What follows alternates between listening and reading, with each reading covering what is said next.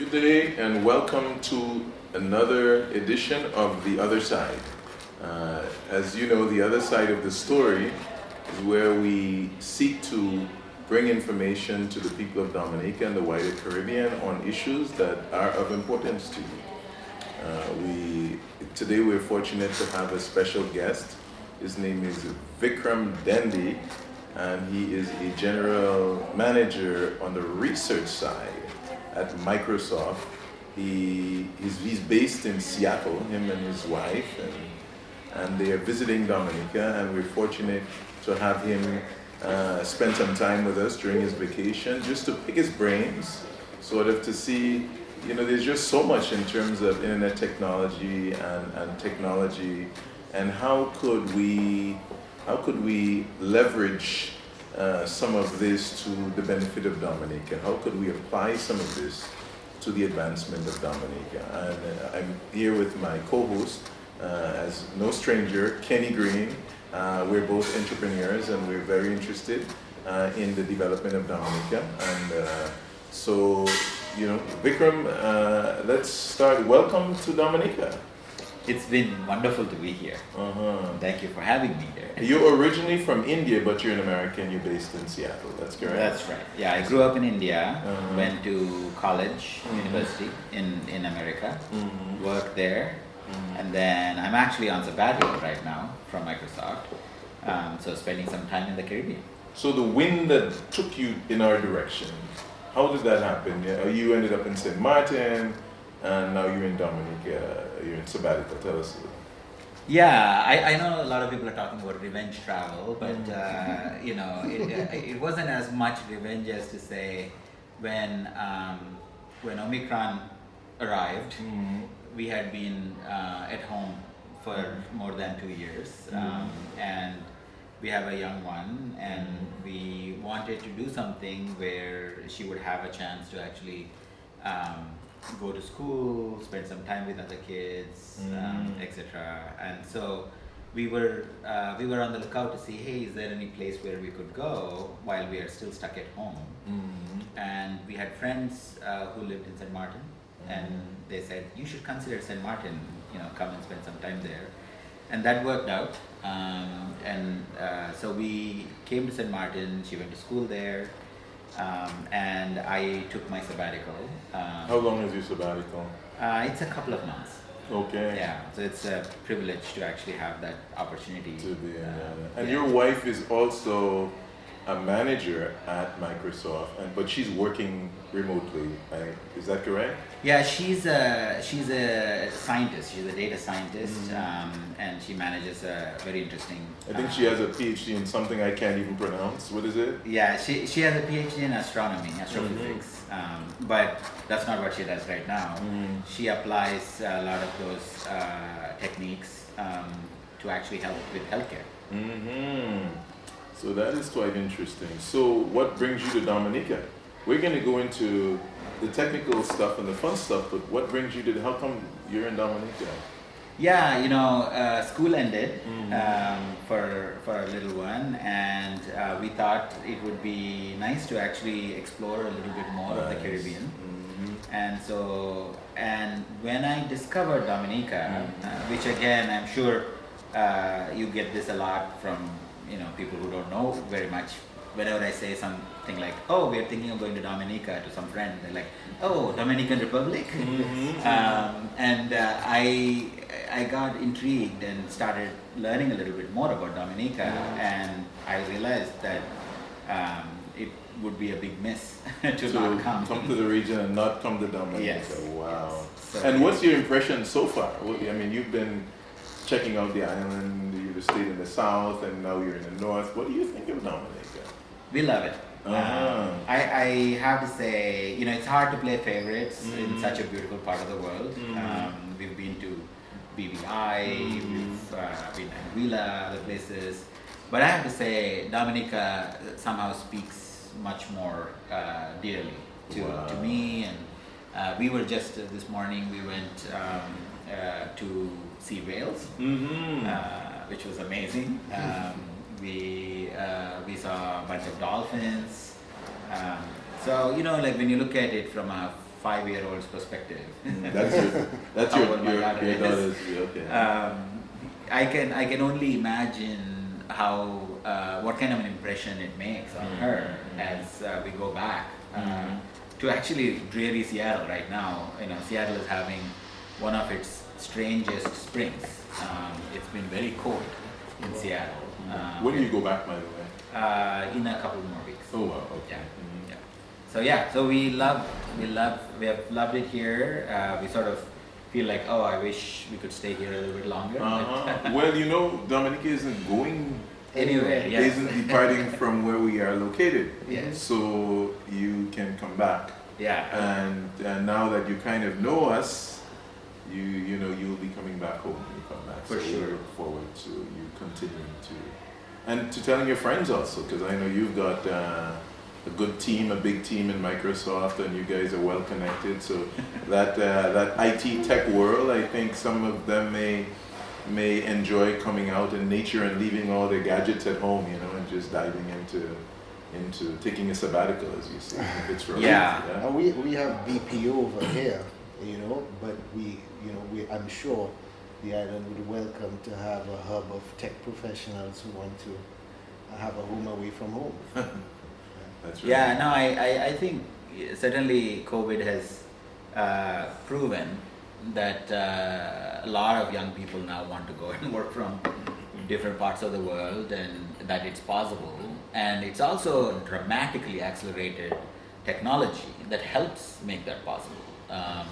If you look at the communication software that people are using these days, there was just an announcement this morning about the communication software that Microsoft puts out called Microsoft Teams. Yes. Where there's now AI technology that smartly adjusts for interruptions, so that you don't get interrupted as often, or people, because of network lag or something like that. Sometimes people speak over each other, right? And it can smartly adjust that. Wow. That In real time while you're having a conversation. Yes, Wow. in real time. So Vikram, we know a little bit about your journey here and why you're here. But who is Vikram, Dendi? What created you as a professional, and how do you put that in context with what we're going to speak about? Yeah, I grew up in India, as Sam was mentioning, and in that sense, there is a bunch of things as I walk around here, and I was in Jungle Bay last few days, and walked around, saw tamarind trees, saw mangoes. I couldn't help it, but video call my dad, who's now back in India, and we were reminiscing about my childhood, and but I grew up in a rural, sort of more of a country type of a setting. Both of my parents' sides are farmers, so the land and so on. My wife actually jokes that I would love to be on a farm, but probably not do farming. I'll probably have a computer, but be sitting in a farm. That's more normal than you think. But I think it was growing up in India. I think a lot of what shaped my thinking was thinking somewhat contrarily, right? Like I somehow didn't like some more rigid education. I went to a lot of schools. My dad has a list of a very long list of schools that I didn't like to go to, therefore I had to switch schools and so on.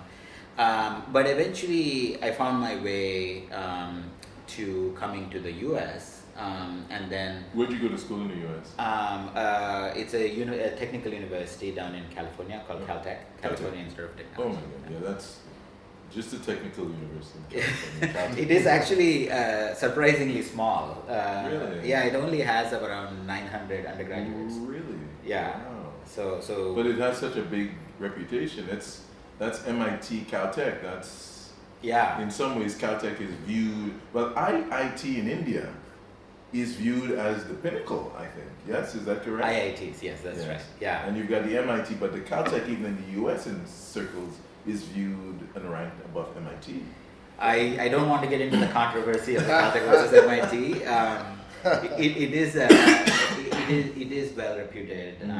You know, I think some of the people that we grew up, you know, kind of admiring as scientists, Professor Feynman, you know, Richard Feynman, Linus Pauling, many of these folks are associated with Caltech. Like they were either professors at Caltech or did their research at Caltech or went to Caltech. So it was it was quite amazing opportunity to go there, since I always wanted to be a scientist, and this was the place that kind of creates a lot of good scientists. And so I went there, and then I actually met my wife there too. Okay. But along the way, I also started. Again, I think maybe there's a little bit of that contrarian in me that wouldn't conform, you know, to just saying, okay, now I do my PhD and then I go off and become a professor or whatnot.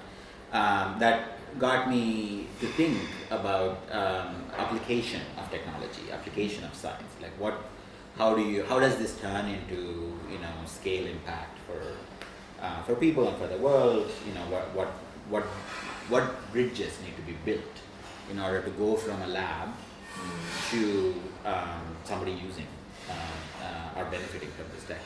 And so that led me to move into the industry. I actually started a company very early on to bring some of the technology I was working on into the market. And then I ended up, after a few hops, ended up at Microsoft. And then within Microsoft, I've spent the majority of my time in the part of Microsoft that does research. If you don't mind me asking, don't answer if you don't want to. Did Microsoft acquire your company? No, no. This was, in fact, Dendi was mentioning the .com time earlier. So my company was around that time, which was both a good thing and a bad thing. You know, the good thing is you learn a lot during a time where so many people are trying so many different things. The bad thing is when a wave comes that sort of crashes everything, obliterates everything. Doesn't matter whether yours is a good idea or not, you go with it. So it was actually probably the perfect kind of launching point for my career, because it actually helped me learn so much more about translating a technical idea into a practical application.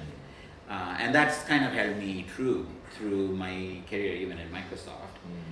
So within Microsoft, we work on technologies that have that may not even have applications for, you know, another 5 or 10 years. But again, you know, even in just the last decade, you're seeing that the time between when you're doing that type of more open-ended, you know, curiosity-driven research to when it actually gets into the hands of, you know, somebody has shrunk. And so it's been a wonderful journey. And so now you marry in this research into practical application, and that's what you do now. Yeah, so a lot of what I do is figuring out what is the setup for translating the research insights that are coming up. You know, a researcher comes up with a better way of recognizing what is in a picture. But what does that mean? How does that help? What kind of products can it inform? What was possible, what was not possible before that now becomes possible because now you have a certain capability. So, you know, it's that travel, right, and that trajectory for an idea to go from that somebody's just curiosity-driven notion to something that lots and lots of people can actually benefit from. I kind of see myself as someone who works to shepherd that. Right. So maybe we will use that to segue to what the listeners are interested in. We want to pick your brain to see what we can get from you that can help us to advance our small developing island state with only 70,000 people that they confuse with the Dominican Republic.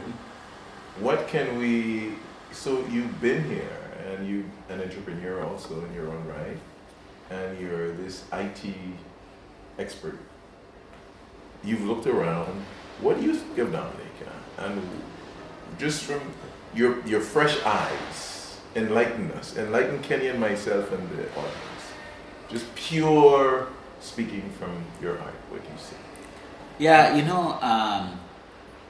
it's been very interesting to like do some to just have conversations with people here, right? Mm-hmm. So the how open and welcoming people are of tourists or kind of just strangers who are turning up here is actually really refreshing. I think we've seen a bit of this in Caribbean and contrasted it with other places that we have been to. There are other places where people are much less comfortable about more tourists coming to wherever they are and so on. But in contrast here, like I've talked to like young people, older people, all of them are actually very curious, very interested, very welcoming, actually want to kind of better things, right? Like I even sort of more pointedly asked some people about some of the programs that are here that might attract foreign investors and so on, and people were they had no reason to to just be polite, right? Like in those contexts also they were like, well, look, we need more investment, we need more help, right? Like I think it will be good for everybody. That's the man and woman on the street. Yes, and that was I think when you look at the basic ingredients for what you want in order for a place to like really develop. If you don't have sort of like the grassroots interest in wanting to develop, and in finding ways to connect, I think we had, at a quick chat we had earlier, I mentioned, like this is all about kind of ecosystem development, right? Like, a lot of times when you are small, the best thing that you can do is to be together, right? Like to connect more things together. If you're fragmented, if you have like fragmented ideas or fragmented ways of doing things, you just don't get the right kind of scale because you're already starting small. So I'll give you a little tidbit that may help our conversation. I'm not too sure if it's still recorded there. It should be. Dominica was the first country in the world to go digital. It was in the World Guinness Book of Records. Primarily because at the time, cable and wireless, because of the size, could test this environment and to use that as a platform for digital expansion in other markets. Now, you've mentioned something interesting, which is that you're on the research side of things. So this suggests that rather than looking at a quantitative blast, we've got to get to market quickly, you're looking at qualitative areas where Microsoft can make a difference and leverage, I would assume, intellectual property to grow one research area or the other. And for Dominica and the Caribbean, let's stick with Dominica because we're here, we can only really work with qualitative because we don't have the economies of scale. We're just too small. So my question is, what do you see around you that you think can be leveraged? And I mentioned earlier, we have BPO, we have a company here called Clear Harbor, American company that started with call centers, surprise, surprise, and have one of the largest employers here. But what do you see can be possible given what the attributes are of the country, nature, health, that kind of stuff? What do you see? Yeah, I think it's always good to build on the uniqueness that you have and the strengths that you have, right? So I actually like this notion of being kind of a unit, so the basic unit in which you can actually prove certain things, right? And with the right kind of governance and the right kind of regulations and so on, you can make it a safe thing, right? Like a safe testing ground for new technologies or new capabilities, and it can be a win-win, right? And so I've often, I mean, this is Break that down. I know I don't mean to interrupt you, Yeah. but just so the audience can understand, and give us an example of what you just. Yeah, I mean, you know, like I think, in fact, Kenny actually touched on the example, right? Like when you think about the cost of laying fiber or the cost of laying cables in a place, and you, let's say there were competing technologies that are being, you know, developed around wireless, for example, and you might say, hey, if I need to develop these things in places like the US or the UK or someplace else with much more regulation, much stronger regulation, what often happens is it takes much longer, Right. and it's okay to take longer because there are alternatives, and you know, and there is a reason why some of these hoops have to be jumped, right? But there's also always the question that is, are there places that are more conducive to test some of these things, right? And if there are, then what are the characteristics of those places that would attract people to come and do that testing, right? And so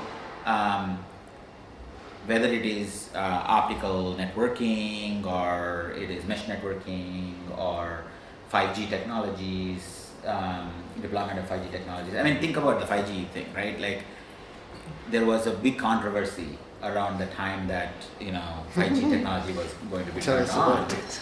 because airports basically said, you know, they can't be turned on because there is some navigation. In interference. fact, there was a time they were conflating 5G with COVID. I don't know if you remember that. Oh, I mean, trust me, like when you get into like the world of misinformation, Yes, and conspiracies, it can get pretty wild, and we're no strangers to it. We have it here too, yeah. you know. But please continue.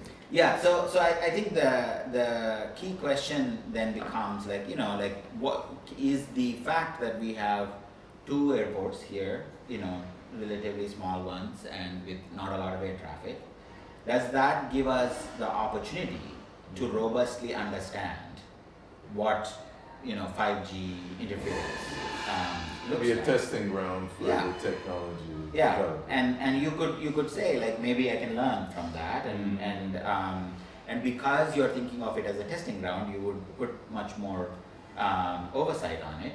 But no matter how much oversight you put on it, right? Like with 2 airports and a small number of flights, you know, back and forth, you can be pretty careful, right? But that can create the opportunity for certain types of technologies to mature faster, and then and that can be a win-win. So just so I understand, and so we understand, there's a good potential for Dominica to be a testing ground for new technology. Yeah, I mean that would be Testing and development ground for new technology. Yeah, ideally you want it to be things that are uniquely suited for the place. I mean, it's not just saying like, you know, we'll pick up something. It's not like Dominica doesn't have anything related to it, but you know, like, because it's a welcoming place to test new technologies, we'll plop it here. Yes. It would be better if it was, you know, tied to, hey, like if you develop this technology here, there is an application of this technology here. Yes. Because that, you know, I think is necessary to actually really create the right kind of incentives Yes. all around. So Definitely Wi-Fi. I mean, Sam, given, and we were talking about that earlier before we came on, Dominica has a very rugged terrain, and also we have small hamlets, communities where you have 200, 300, 400 people. Right. Less than that. and less than that even, which makes it unprofitable for you to deploy standard technology. Right. If we look at what Cable and Wireless did in the past as a brand, it gives the thought process that for something like new technologies with regards to Wi-Fi, microwave technology, even health technology. Yeah. We have some of the highest diabetic rates in the world. Yeah. And this is not unique to Dominica. That's St. Lucia and Barbados are the same. In fact, St. Lucia and Barbados are in an even worse position. And there may be something to do with health technology that can benefit our people, whilst at the same time looking at a larger group of people who would be positively affected. Then we've got an interesting scenario, which maybe you can talk to. The government has gone all in on healthcare in terms of building infrastructure. So they built all of these health centers all across the country, and they've got the main hospital, which the Chinese are redoing. And there may be a possibility, if we get beyond the cosmetic, which is what Dominican Republic is now getting famous for, there may be a qualitative edge from developing new research and also new rehabilitation care based around our ecology, our ecosystem. Right. So tell me, what exactly does Microsoft do in terms of research that might tie into some of the strengths that we have here? Yeah, I think certainly Microsoft as a representative like technology company certainly will have interesting things that might map to countries like Dominica. But I think the question is probably the other way. Okay. Right? What are the unique characteristics of Dominica, and how do we translate those unique characteristics, both individually but also by intersecting them, right? Like bringing them together sort of systematically. Because a lot of times I think if you take just one characteristic, let's say Dominica has the best bananas in the world, right? In order to win on that, right? In order to turn that into a truly scaled up thing, it takes a lot. Right? Like you then need to have a huge scale for banana production, you need to have massive amount of, kind of attraction to that fact, right? You have to do a lot of marketing, etc., etc. But if you said, bananas somehow intersected, in a slightly broader sense with the kind of produce that comes out of Dominica, maybe some of that is medicinal, some of that is health related, right? And then you connect the dots to that aspect of Dominica as well, which is another strength that Dominica has. And you were mentioning large part of Dominica is organic. And, so the idea is to try to think about what are those various aspects of Dominica that really make Dominica somewhat unique. And how do we then knit around that ideas, right? Like, we can brainstorm a set of ideas that basically can help create the type of scale, the ecosystem that you'll need to succeed. With synergy to where Dominica wants to go. Yes. So let me just throw something out, sort of semi-random. Someone contacted me not too long ago because they're into the anti-aging, if there's such a thing as anti-aging, or slowing the progress of aging. It's a U.S. institute, and they do for-profit work also, and they want to develop natural medicines, they say, to slow down the progression of aging. And they like Dominica, and I thought it was an interesting fit because Dominica is promoting health and wellness. And we have a very large proportion, I think second only to Japan, of centenarians. Percentage-wise, the population. So we have shown some form of a proclivity for long life. Yeah. So that is something that we appreciate. But Sorry, Sam. Continue. No, I'm No, waiting for. what I was going to Just ask fill you, that out. what I was going to ask you, Vikram, is off camera, we've been talking about the fact that a big issue for Dominica, like many of the other small islands, is brain drain.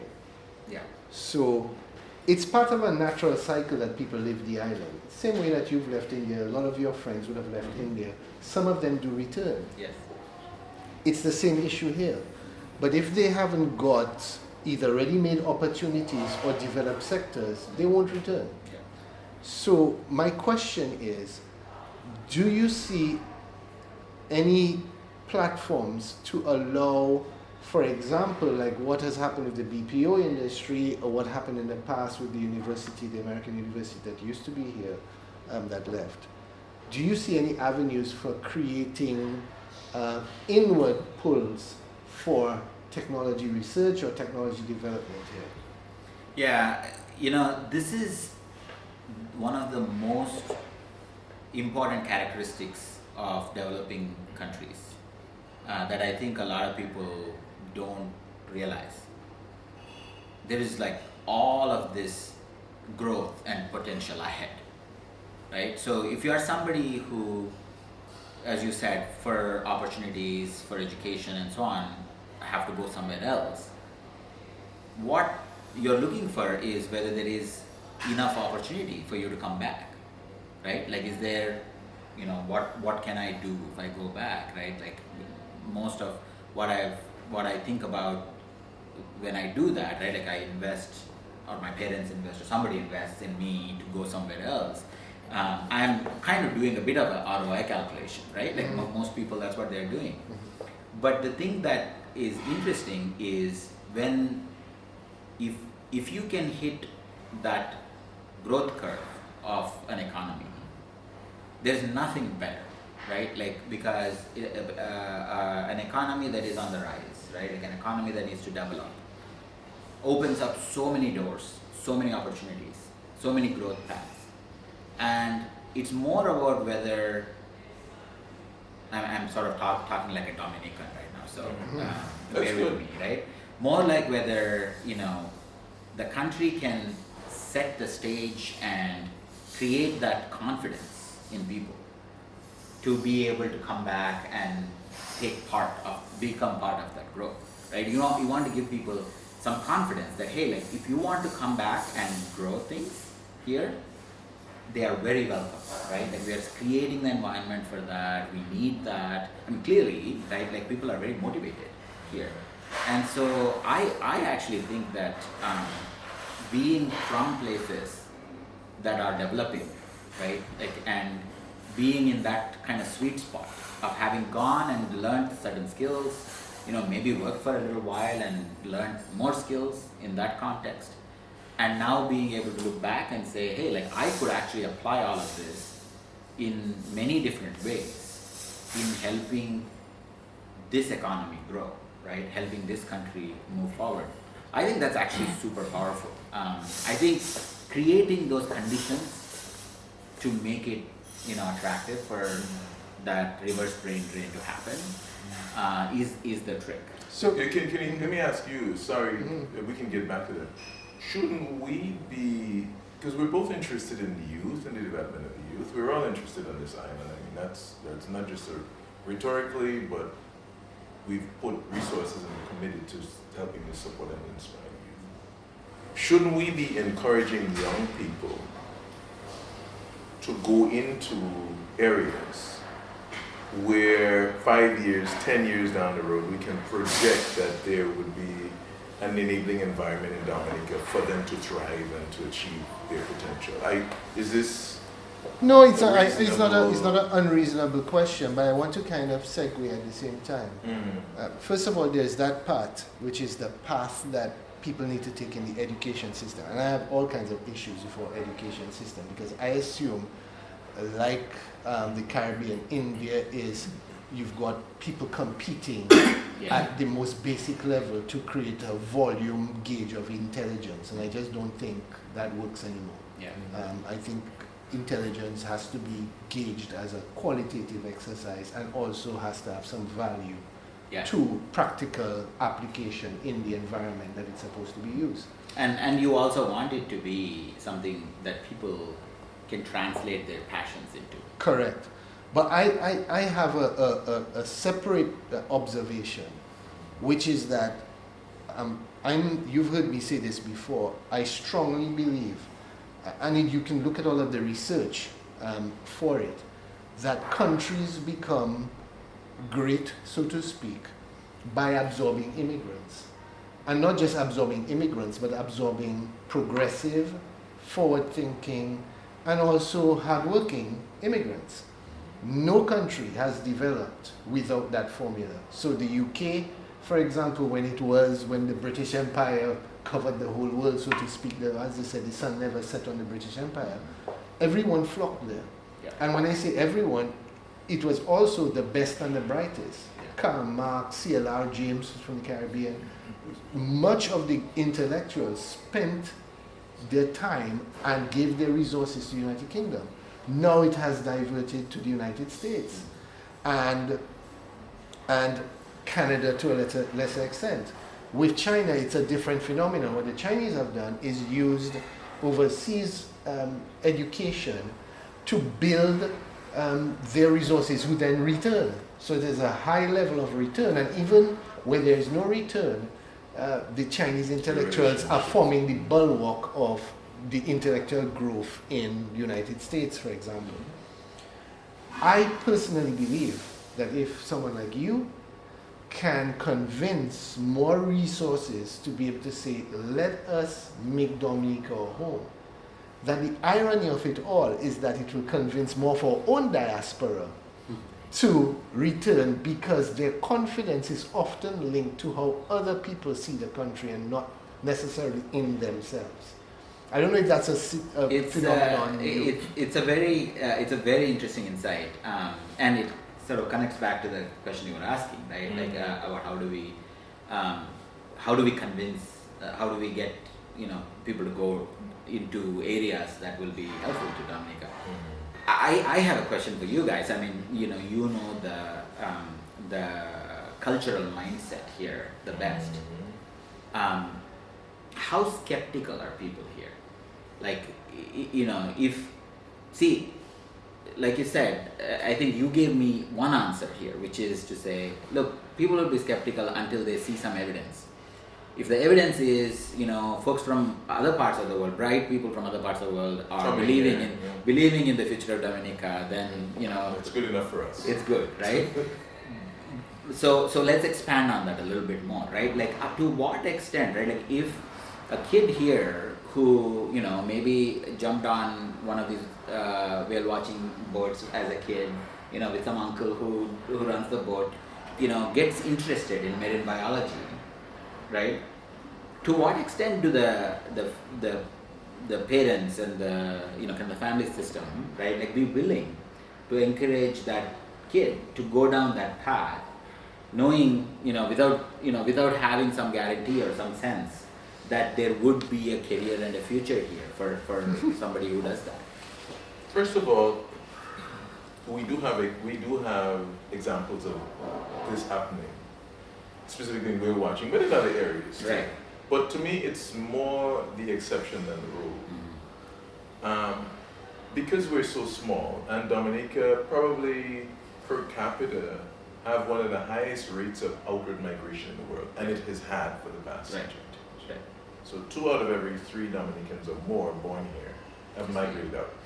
So we have developed a culture of immigration, and that is in the psyche of the Dominican. So regardless how good you make it, Kenny, correct me if I'm wrong, but regardless how good you make it in Dominica, your rite of passage is to leave Dominica and go someplace else in the minds of so many people. And so I think that, to me, that is a reality that we have to counter. Correct me if I'm wrong. But the first part, I don't think you answered the first part to his question. And the actual answer to that is that no, Dominicans are not skeptical to get their children to take on paths that don't seem directly related to something they can apply here. But they link that to their need for the children to leave. So you want to do astrophysics. Dominican parents, in my opinion, are some of the most supportive of their children in doing their educational development. Absolutely. However, it's always linked to the same thing, that you've got to leave this country. And so therefore people who criticize parents, and Sam would tell you, I would tell you the same, that there's a common retort when you're overseas and you want to return back to Dominica, your parents would be the first to tell you, why? Yeah, Why exactly. I will be very specific, and my dear mother recently passed. And I remember when I told her I was doing well, developing real estate, and very successful, and she was very proud. And I told her I want to go back to Dominica to develop this Jungle Bay. And then she thought, and she looked at my dad for a while, and she point blank asked me, she said, but Sam, when God delivered the children of Israel from Egypt, He did not mean for them to return. So she put it in my mother, may her soul rest in peace, and she's the sweetest thing. But in her mind, she's like, but I took this child from Dominica to give him a better life. Yeah. And why does he choose to reject what I've given him to go back there? Yeah. And in some ways, psychologically, I think we have this trauma going on with us as a people. And a lot of it is perceived, but we've made it cultural. Yeah. And I mean, my situation may be unique, but I don't think it's that unique. I've always gotten support. From my parents. Absolutely. So that part is there. And I think if you ask most Dominicans about their parents, especially mothers, that they've always pushed for the education to be at the forefront. However, what I said before, I reiterate that our confidence in Dominica, especially the wider Dominican diaspora, is reflected in the eyes of people who are not from Dominica. So in many ways, you tend to find that if Vikram endorses Dominica by moving here and starting a business, it'll have a much greater impact than anything that Sam or myself or anybody else has done here, because it will be seen as an endorsement of something that is not necessarily directly linked to from the beginning. It's pure coming from you. Yes. With us, we may be tainted because we have some emotional connection to Dominica. Right. Yes. So I think there are two aspects here that are maybe worth considering, right? Like to make this happen. There is the part, that is really about kind of the near to midterm, right? Like things like, is there this type of immigration happening? Or are there people taking a lot of interest in Dominica and coming here? Are there companies that are starting to come and participate in some way? So one thing is, what is the environment that needs to be created in order for that to become possible? Because then that is actually a proof point that creates, that momentum. And then the other part is about designing that future vision and making some investments for the future, so that say a Dominican parent could look at their child today and say, if this kid goes to do astronomy or whatnot, right? Like, I don't know how Dominica would be to be an astronomer on, but let's say, right, like it is something that you can do well on Dominica. Maybe it's not developed today, right? But if it is a career track that you want to create for Dominicans and other people to come here and really be excellent at, then you want to also show that you're making these long-term bets. Small number, right? Like pick 2 or 3, right? And basically say, Dominica is going to be great at these 3-4 things, right?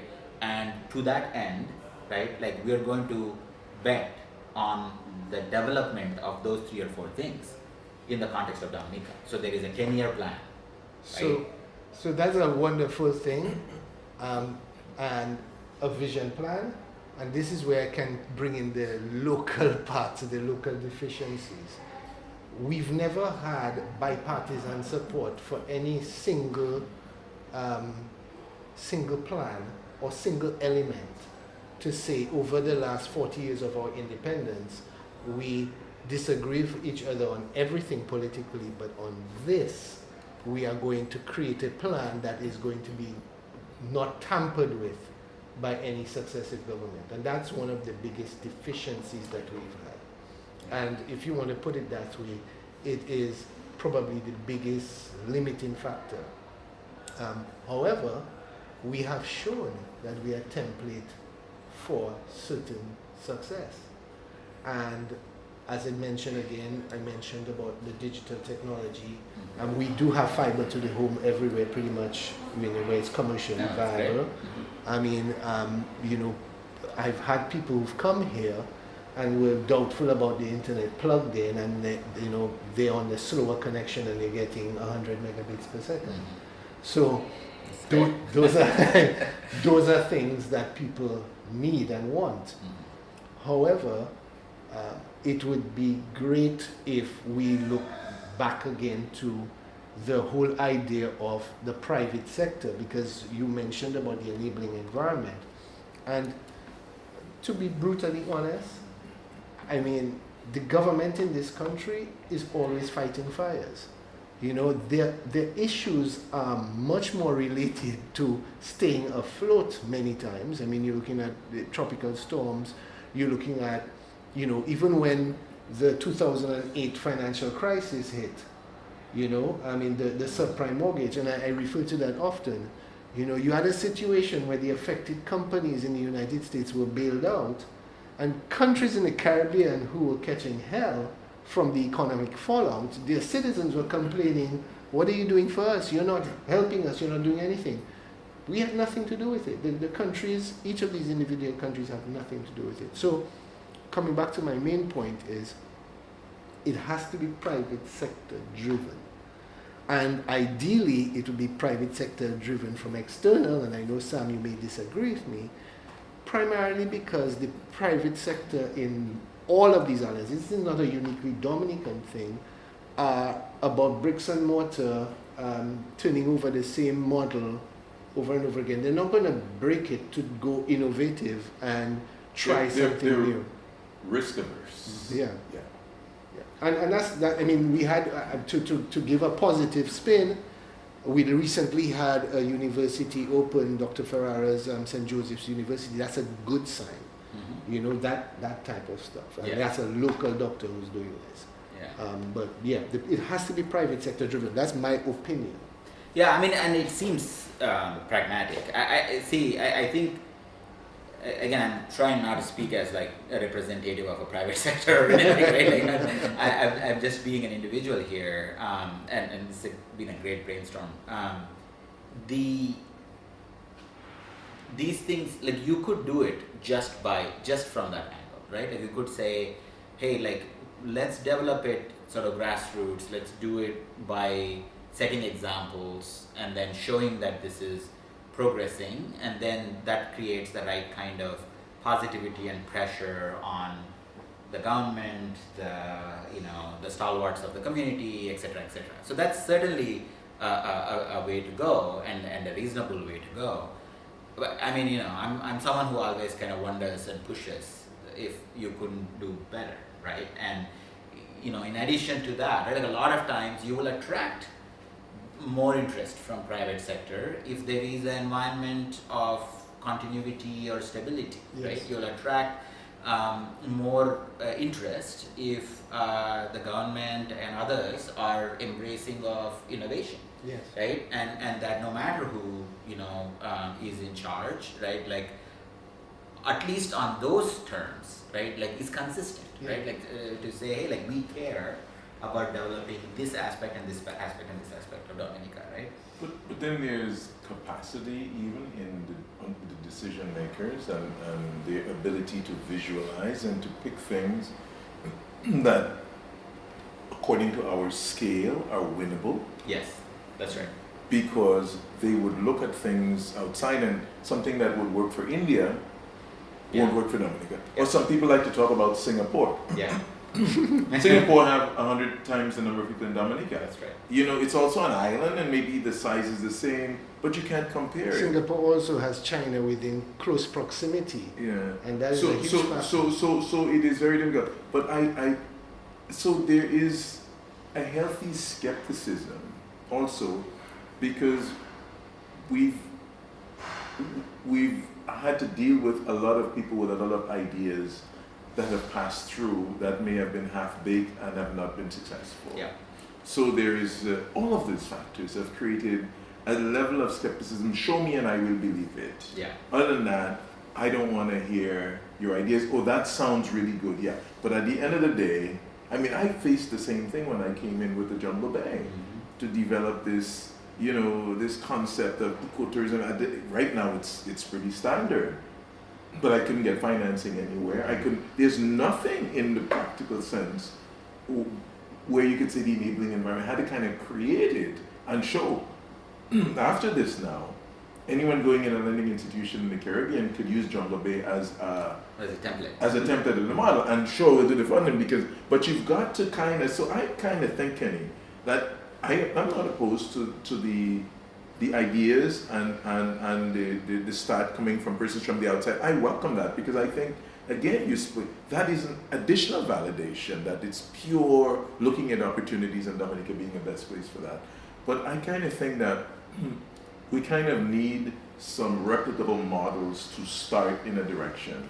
And that will create, from even the government and from the public, and we're like, oh, okay. So that, and then all of a sudden, you put the entire engine behind this. I don't think you can pick and put the engine. I don't think we're set up to pick something in the distant future and put the engine behind it.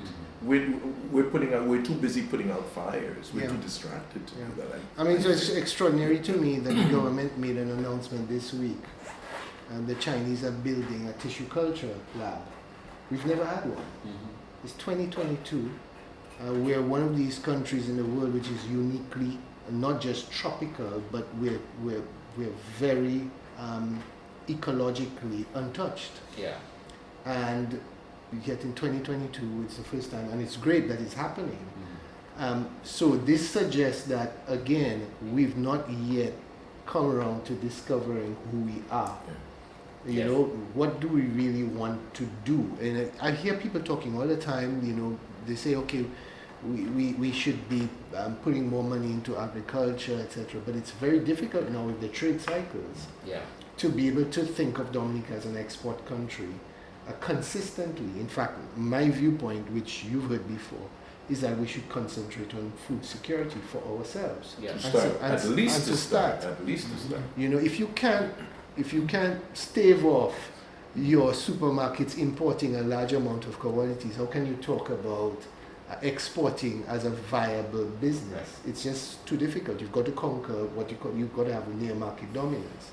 My next question to you is, Vikram, you're going to come to Dominica next month and you're looking to move to Dominica and live here, and you've got to start a new business, you've got to start a new venture, and it could be anything. You could say, well, you know, I'm just going to work remote with Microsoft or remote with a new company. Maybe I start my new satellite company. What does Vikram do? What do you think you would like to do here? I mean, what venture he thinks you would like? That's an interesting one. Yeah, I don't know that I have learned enough about Dominica to have a definitive answer, because you know you have to do your research first. Like you have to understand like what. Off the top of your head, we're not going to hold you to it. You could say nothing. I'm just going to lay on the beach and I'm going to chill out Off the top of your head, from what you've seen, I'm sure your wheels have been turning. I actually think that the intersection of tourism and health is very interesting.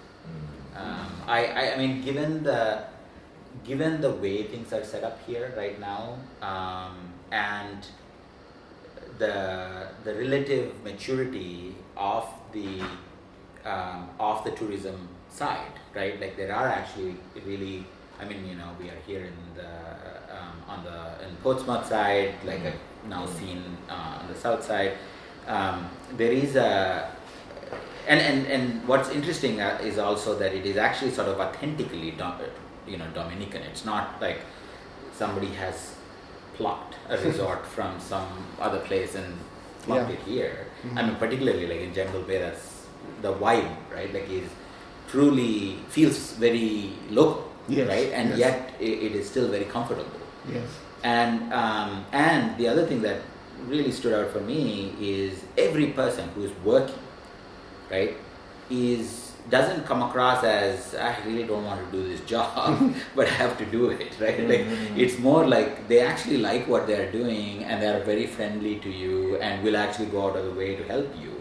And this is not in a resort setting either, right? Like we went out to Sichuan for dinner, and even the person outside, right? Like some random person outside who, polite to you, very kind. super helpful, right? Like super helpful, like stopped the car from coming too fast because there was a kid there. So there is a authenticity of hospitality here, right? And that's actually really powerful. It's also one of the things that you want to preserve, right? As you scale, yes, more people maintain that, right? As you scale up, one of the advantages of intersecting this, rather than just scaling tourism, but actually intersecting it with some sort of more vertical tourism, right? Like something where somebody is coming for a certain type of a purpose and have a certain type of an experience, that they are going to go through. That might give you the ability to continue to maintain the smaller scale in terms of number of people, but have a bigger scale in terms of impact on a person's experience. And so that I can see something like that being really interesting. But I'm not going to let you off the hook that easily. Okay. You're doing, you are now, you started with your business plan, and I want to dive a little further. Okay. Let's go a little more deeply. You're now doing a venture, health tourism, right? That's it. Yeah. Give us where you're going with that.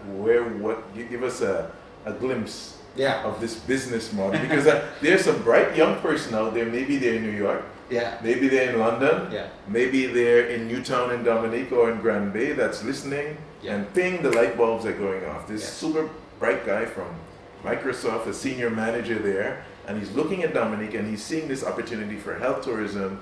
So give us your business plan so that they can steal your business plan and they can do the business. They are very welcome. They're welcome to have it. Okay, Yeah, good. So give us that business. So the reality of doing innovative things or trying to do innovative things is you'll come up with 100 ideas, right? And they will be all over the place. Some will be really extreme, some will be really mundane.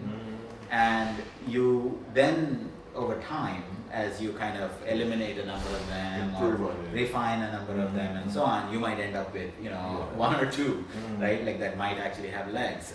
So I'm happy to be brainstorming. I'm just being silly when I said steal the idea. That's exactly what we want. No, absolutely. No, I would love to see any of these actually turn to reality.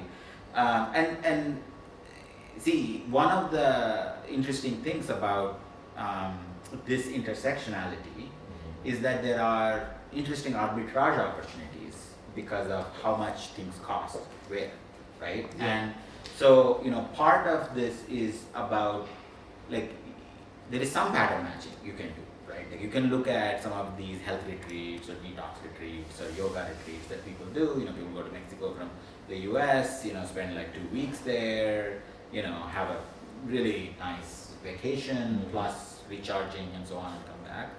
I have actually a good friend who has a company, a startup, and she worked really hard for this startup, and I'm so proud of her because it was literally a one-person, heroic effort to get it off the ground.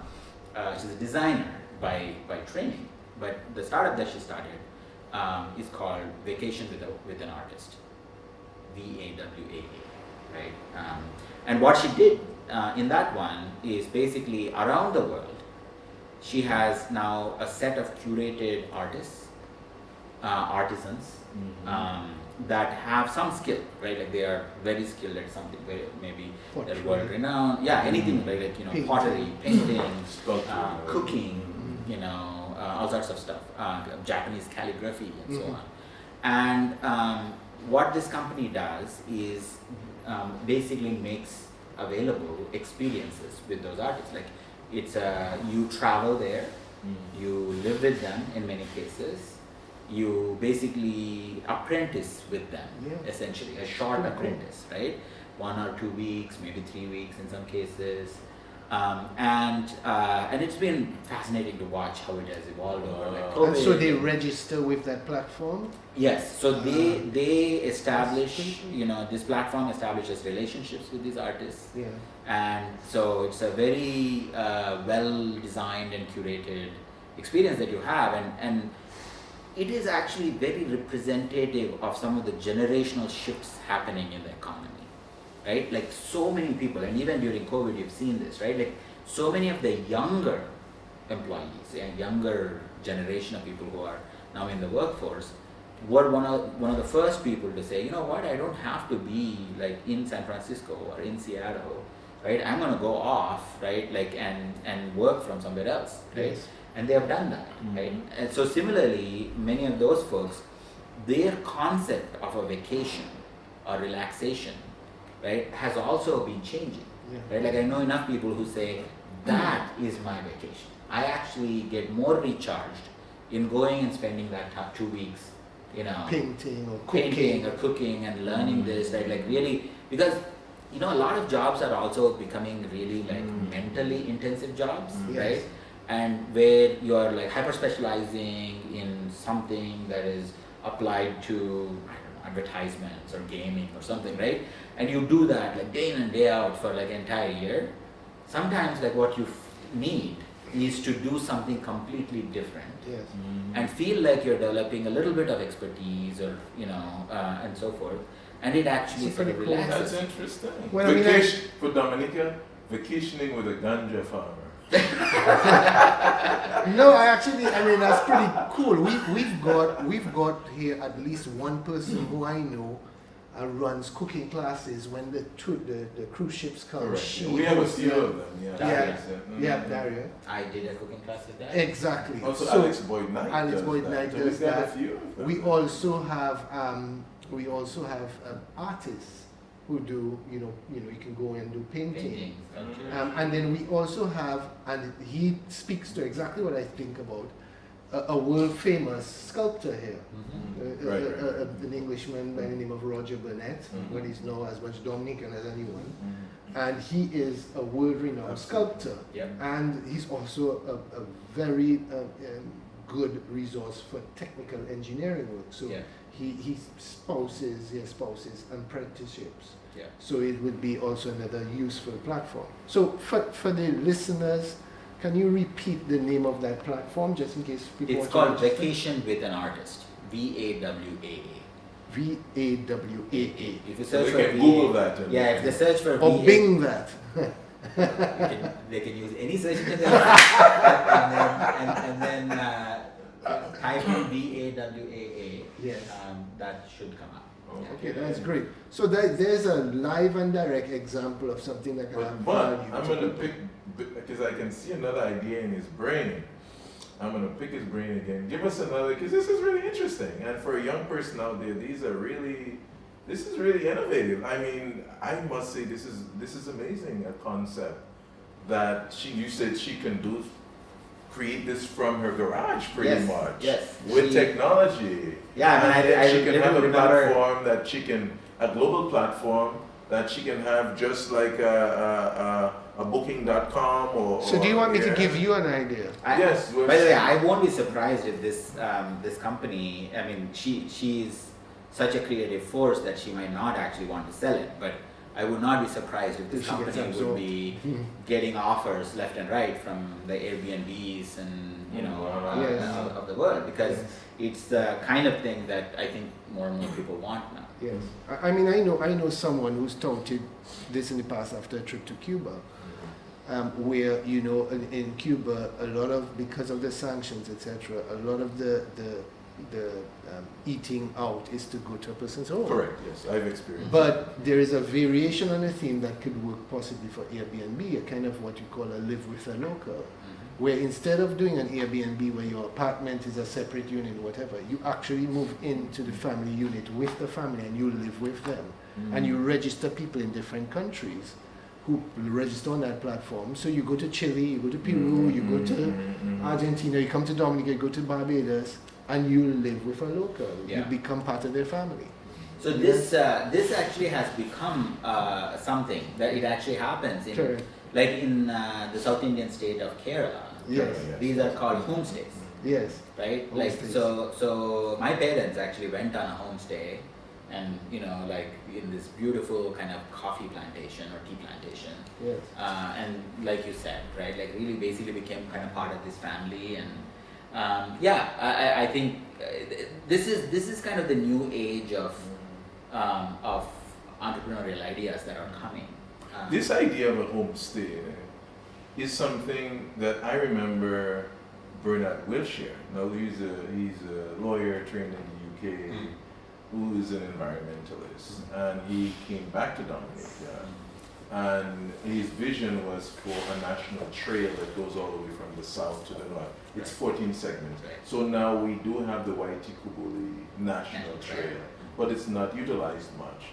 And his vision was to, I hope I'm representing it properly, but in each community where each segment would start and end, you would have homestays Correct. set up. Beautiful. You'd have like village stopping points. Yes, but as some things, the timing is important. So some ideas somebody may have tried in the past, right? And it's our tendency, well, someone tried it and it didn't work well, so it's not a good idea. Yes. That's not the case at all, because it's all about timing. An idea that was not so good before COVID, maybe now it's a fantastic idea. And so this is something that we may revisit, something like that, because again, as you're saying for Dominica, I find that more and more people are interested in the authentic and meeting Dominican people. And like you felt when you were at Jungle Bay, you were part of the family. Okay? And this is what I asked them, what's your most, what do you like most about? And I would think they would see the Boiling Lake hike or the this or that. They say, I just like meeting these people here because they make me feel so at home. And I sat down on the person who was driving the little golf cart, luggage thing. We had a long discussion about Dashin. And that's why when we met for lunch, I said I would like some Dashin. You've been indoctrinated. So one thing I'd say, on this matter, so there are these two aspects, about when the timing is one of the aspects for sure. The other aspect is systematization, right? Like when we talked about fragmentation before, this is one of the reasons I see lots of ideas fail, because they end up existing in a much narrower band than they should.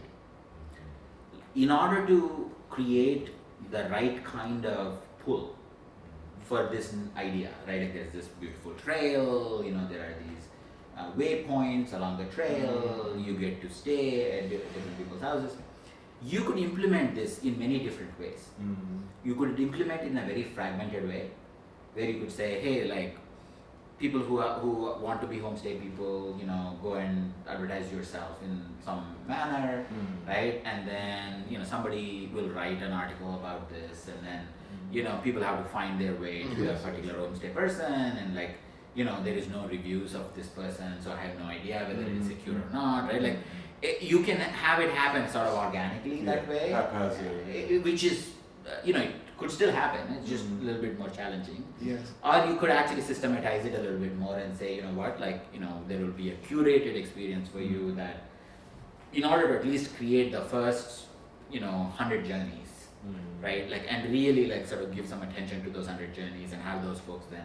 And set standards too, for instance, for the operators that so that that, there is some recourse if your experience isn't. So at least, someone is monitoring to make sure that everything is as it should be.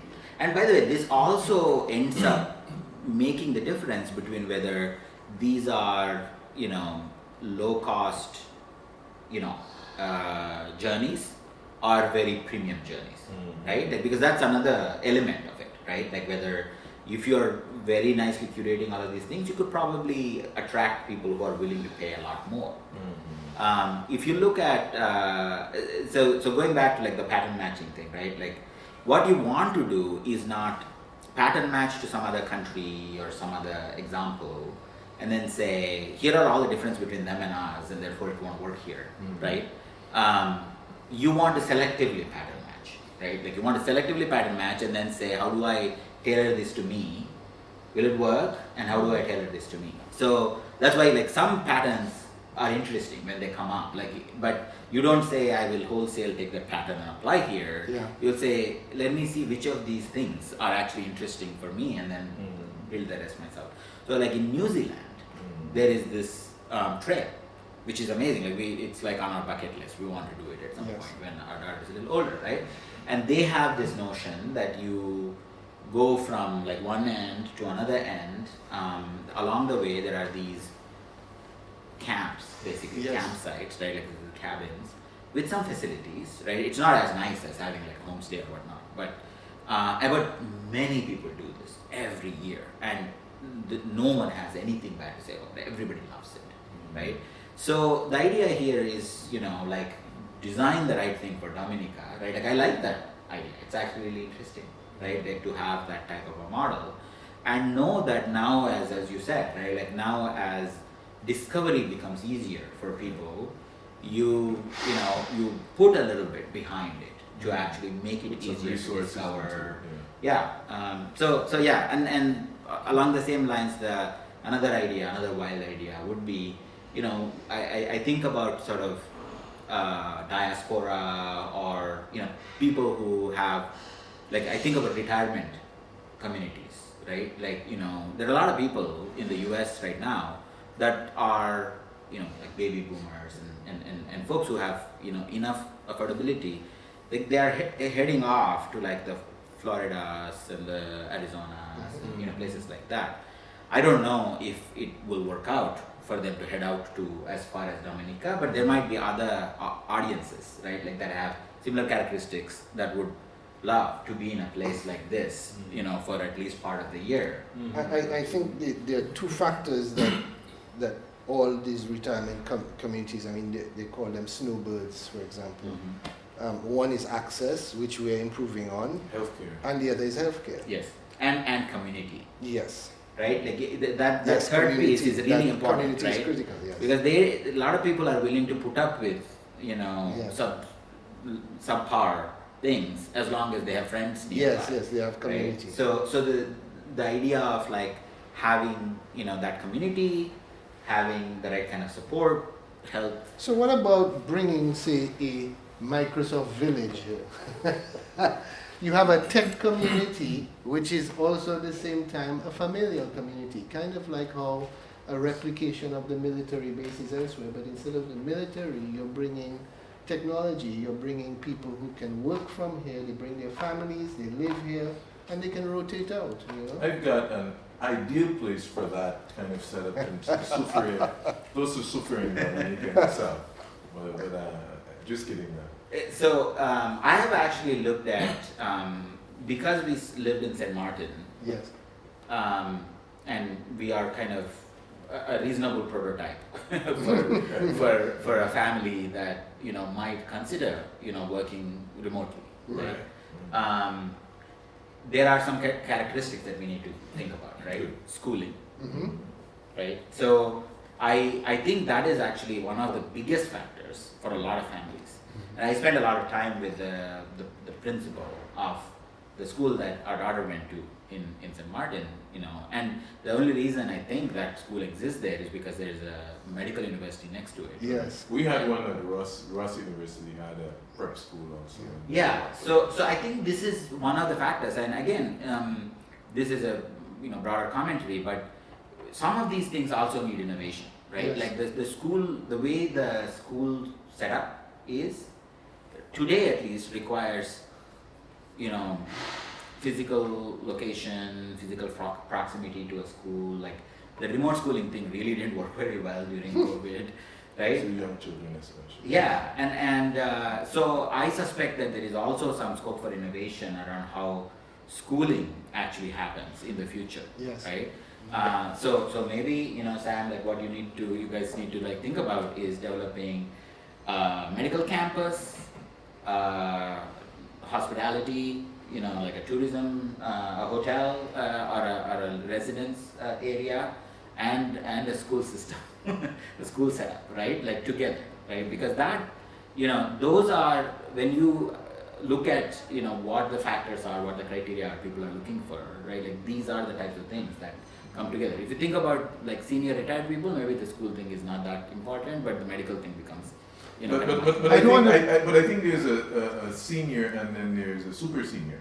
I think there are people who may be, ready in their Like late 50s and 60s, so they're not imminent. they're active, Right, seniors. very active and Yeah. not likely to need this urgent medical care. Correct. So I think that may be a niche, that we would Yes. look to attract, because you've Yes. got people now in the 60s and even 70s that are very, very healthy Yeah. Yeah. and don't really need.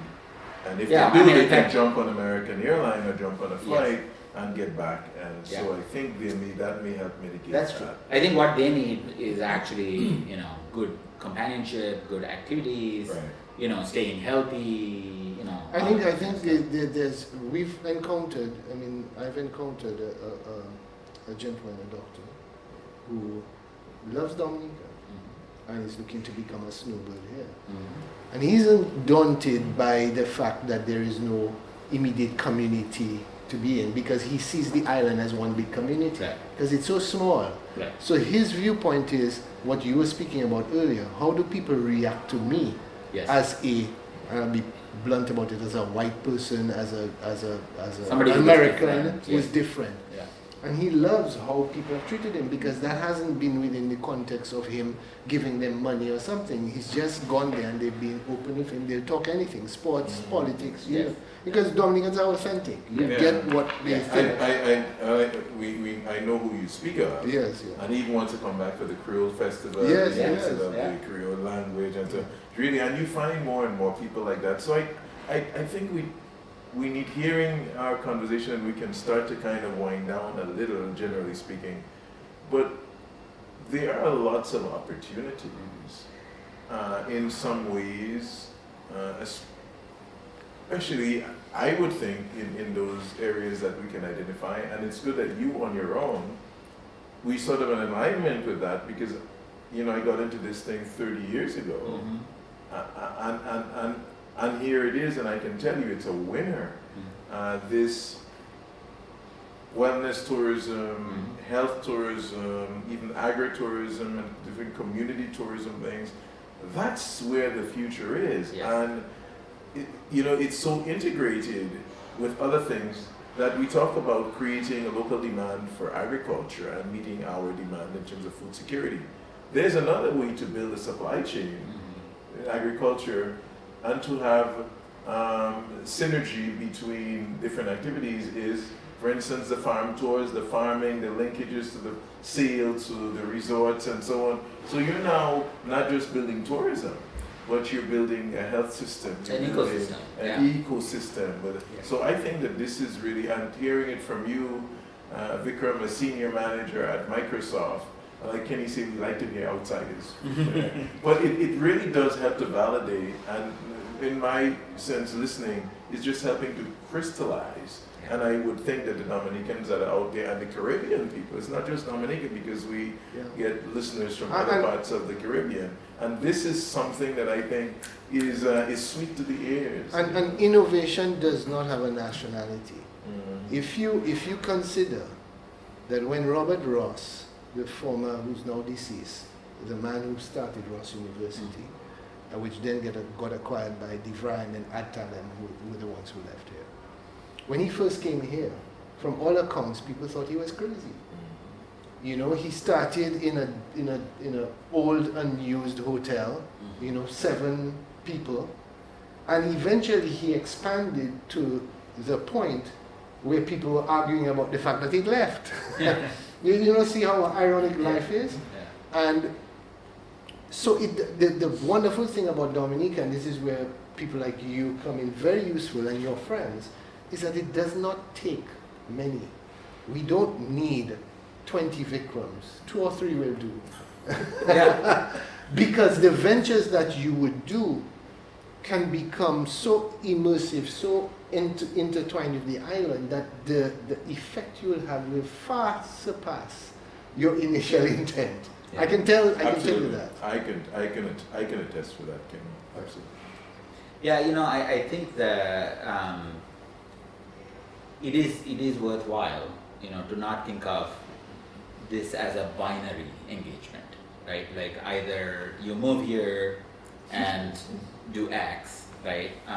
Or you don't have anything to do with Dominica, right? Like I think the way one of the biggest challenges in a highly specialized world right now is everybody is getting hyper focused on the job that they have, Yep. the location they are in. Yeah. I'll give you another example. Sorry to interrupt you. Sam, you'll know this. The owner of, or one of the primary founders of Softimage, you know, the competitor to Pixar, Yeah.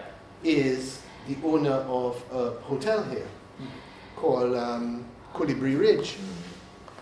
It's a high-end resort which has taken many years to build. Yeah. But this is a man who came from the digital animation field, and he's now a hospitality provider here.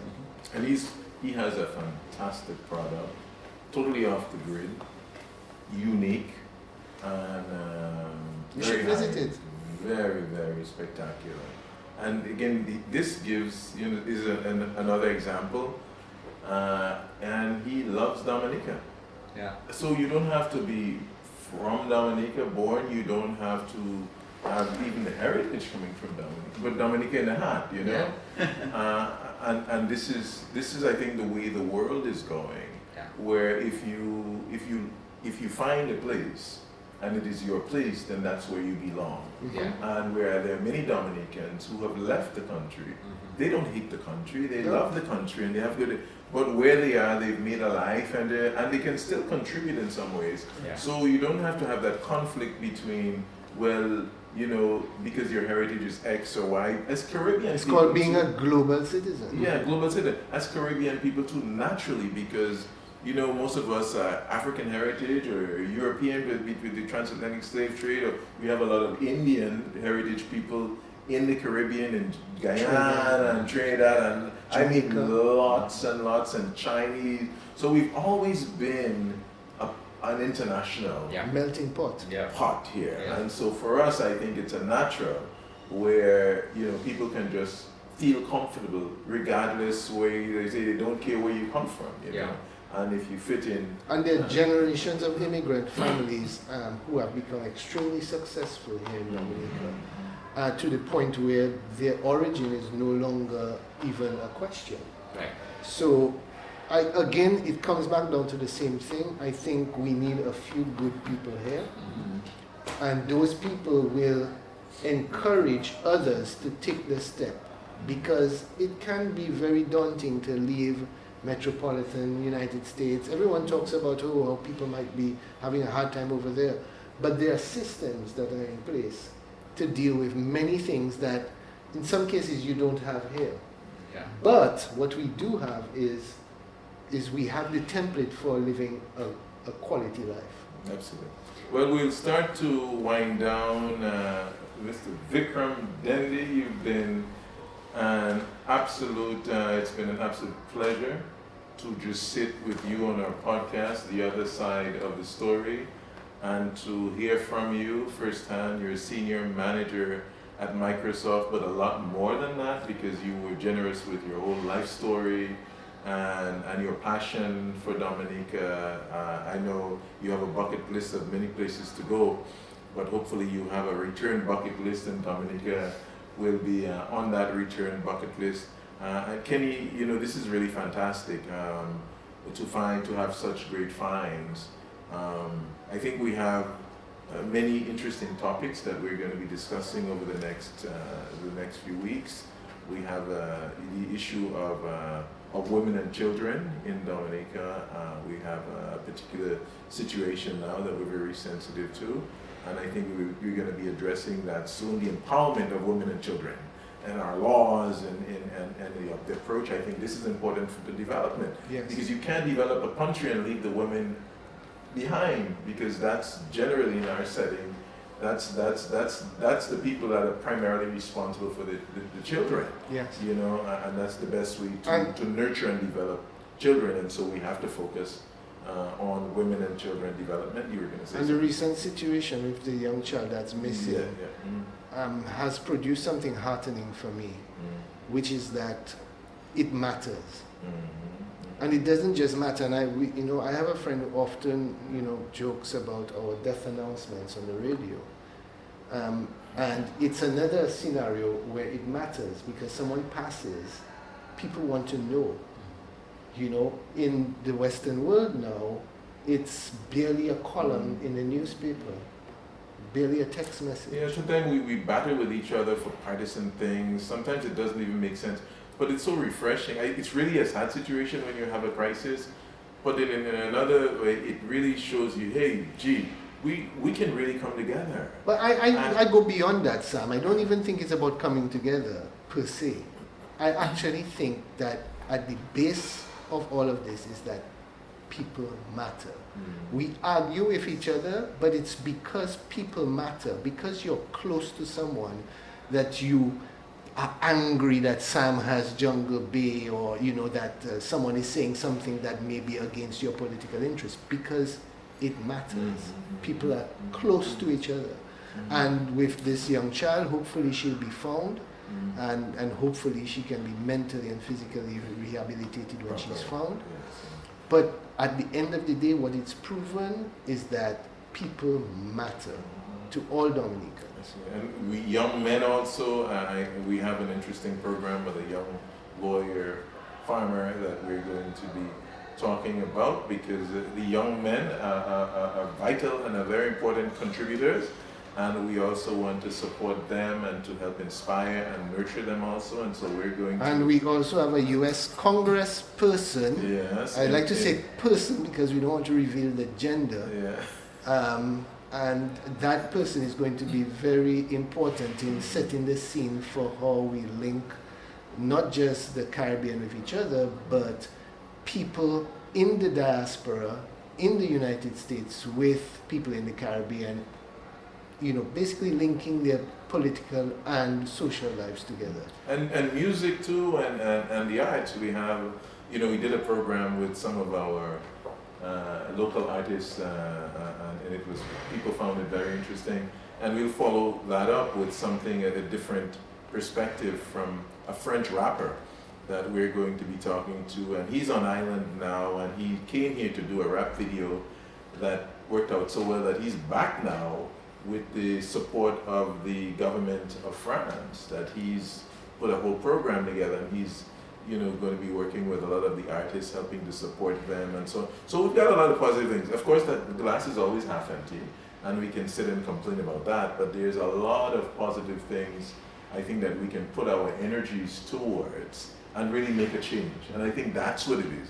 The island is small, one person can make a difference, 2 people can make a difference, 5 people can make a difference.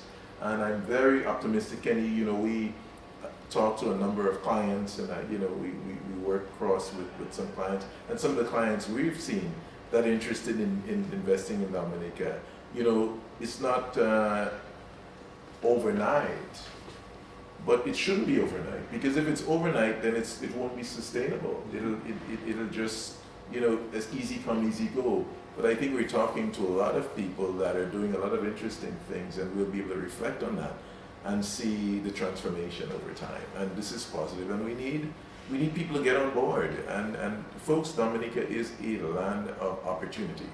And if you don't see it, if you choose to not look for it, someone else is going to bypass you, and they're going to come and they're going to embrace the opportunity and create that future for themselves and that multi-generational wealth that we dream of. But it requires a lot of focus, a lot of determination, and a lot of work. And so, Kenya... that last part is extremely vital, what you mentioned there, Sam. I'm slightly differing for you because I actually believe that it is critical that new blood comes in, whether it is from the Dominican diaspora, whether it is new blood that we bring in from overseas. But there's no conflict there. It can No, be what both. what I'm saying to you is, you mentioned that there's the risk that these people come and seize the opportunities. There's countless opportunities. No one has a monopoly on ideas. I think the bigger thing for us is to develop a confidence. Like it or not, if Vikram was to come here and set up a Microsoft campus or a new brand of something, it will inspire someone local to think of attaching services to his Correct. development or doing something new. We'd all be winners. We're creatures of adopting confidence from things around us. And that, If you are small, Mhm. it is very hard to do things by yourself, Correct. right? Like your strength is in being able to partner. So I think the local folks partnering with the diaspora, partnering with others interested in the country, like that is the path to having the best possible growth story. So we're going to have cooking with Vikram and Daria. Actually, yes, Daria and I, we've talked about some of the interesting intersectionalities. You know, I was telling her about how my mom cooks lentils with raw mangoes. And it's a delightful dish, and we have served that now in so many different places, in Seattle, Wow. in Kansas City, in St. Martin, wherever my mom came to visit us, and everybody loves it. So it's you know, there are a lot of really interesting intersectionalities that could. So if you create see delightful- Vikram lentils on Jungle Biscuit a menu, you know where it came Absolutely, from. absolutely. Vikram, my friend, thank you so much. It was an absolute pleasure. Kenny, doing another podcast with you. Folks, thank you so much for listening to the other side of the story, and we look forward to getting your feedback. You can follow us live on Facebook. You can follow our YouTube channel, and we're certainly on Q95 on Tuesdays from 6 to 7:30. Thank you.